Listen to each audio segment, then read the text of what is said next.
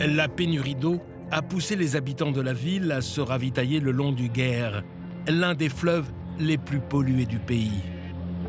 Incroyable, c'est l'eau des canalisations que la population vient puiser. Regardez, nous sommes ici sur les bords du Guer, la rivière où sont rejetées toutes les eaux usées de Caracas. Et que l'on soit riche ou pauvre, on est obligé de venir ici chercher de l'eau. Il n'y a qu'ici que l'on peut trouver de l'eau potable. Comment a-t-on pu en arriver là ?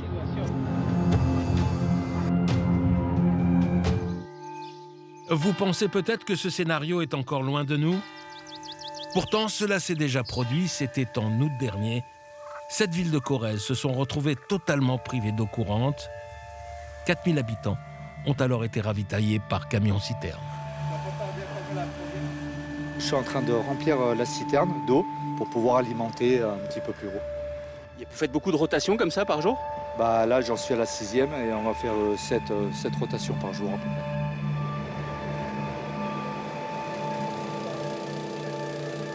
Tous les étés, désormais, il y a des problèmes de manque d'eau, il y a des problèmes de sécheresse récurrents. Ça veut dire que l'eau, c'est l'élément de base pour s'hydrater, pour se laver, pour hydrater les bêtes qui vous fournissent du lait ou quand vous faites de l'élevage.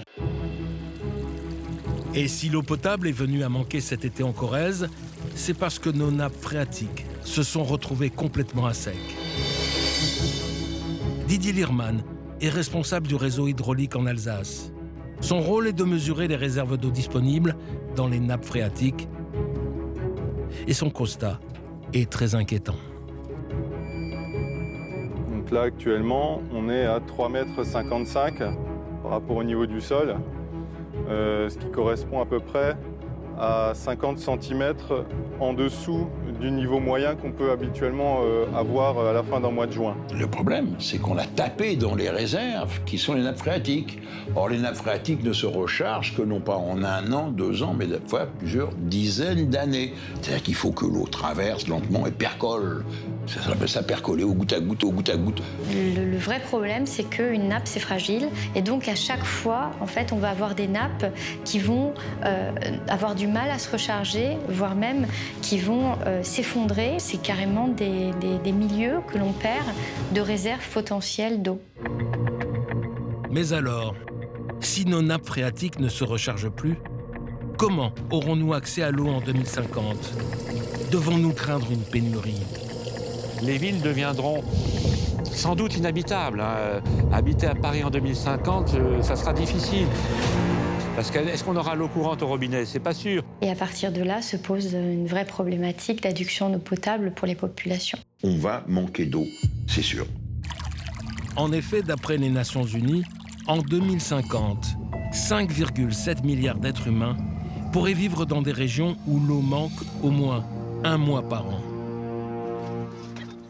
Et la guerre de l'eau a d'ores et déjà commencé aux 4 coins du monde.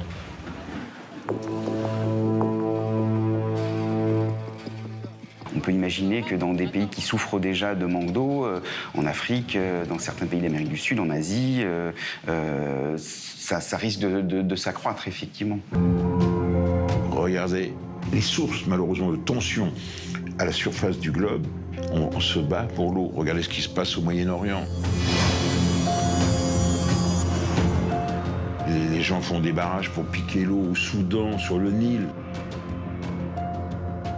Il y a déjà des tensions en fait, sécuritaires, que ce soit au Sahel ou en Asie du Sud-Est.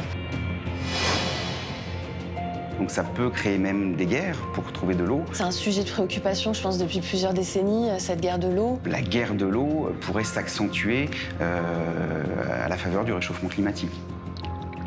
Certains se préparent déjà au pire et pensent que cette guerre de l'eau pourrait arriver en Europe et même jusqu'en France.